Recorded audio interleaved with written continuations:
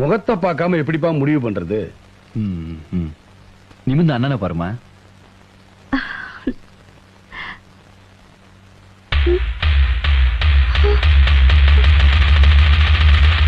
இவர்தான் உங்க அண்ணனா?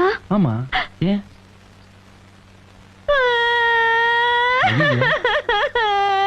சொல்லு, ஏன் அழுற?